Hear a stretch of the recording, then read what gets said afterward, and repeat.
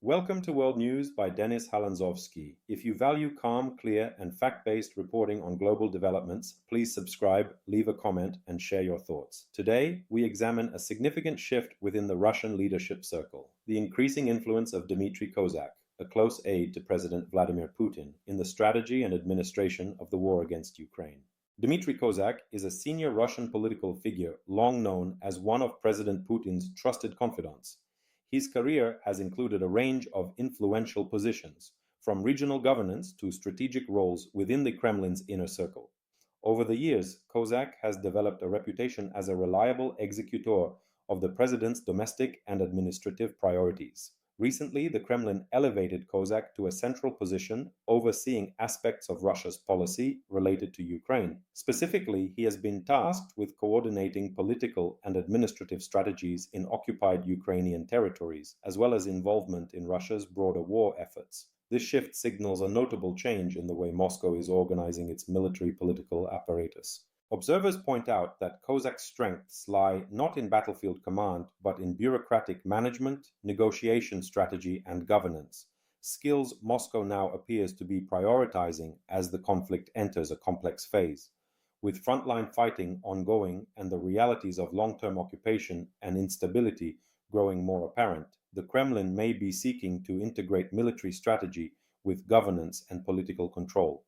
This appointment reflects a broader trend. Russia is increasingly focused on consolidating control over occupied territories and preparing for a future that may not involve swift military victory. Whether this is a tacit admission that the war has reached a stalemate or a strategic recalibration to strengthen administrative hold on seized regions, Kozak's rise suggests that the Kremlin is prioritizing political management alongside combat operations. For Ukraine and its allies, this development warrants close attention. A shift toward governance-oriented strategy indicates that Russia may be investing more heavily in long-term integration of occupied lands into its administrative framework, a move Ukraine has fiercely opposed.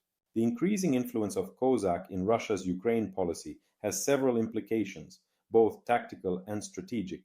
First, it underscores that Moscow is thinking beyond the battlefield.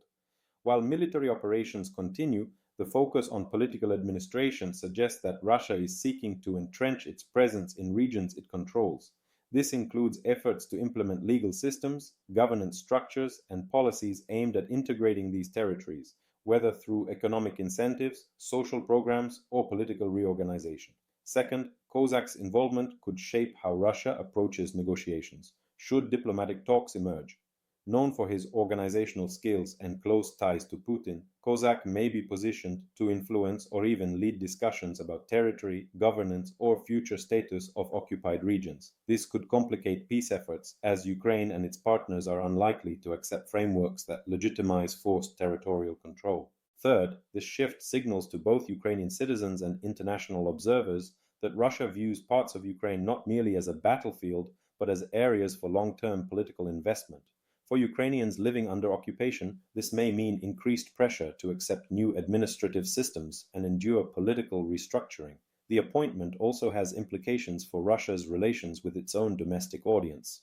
As the war stretches into its fourth year, Kremlin leadership needs figures who can manage narratives, deliver administrative results, and ensure control over regions far from the Russian heartland. Kozak's elevation may reflect Moscow's prioritization of internal cohesion and control, even as economic and military pressures mount. Finally, for international diplomacy, this development may shape how Western leaders approach negotiations and sanctions. If Russia demonstrates a shift toward solidifying its hold on occupied areas, allies may respond with renewed support for Ukraine's territorial integrity, increased economic pressure on Moscow, and intensified diplomatic efforts to isolate Russia politically. Thank you for watching this report on World News by Denis Halandzovskyi. If this analysis helped you understand the evolving dynamics of the Ukraine war, please subscribe, leave a comment, and share your thoughts. Independent reporting and thoughtful discussion help us make sense of complex global issues. Stay informed, and see you in the next update.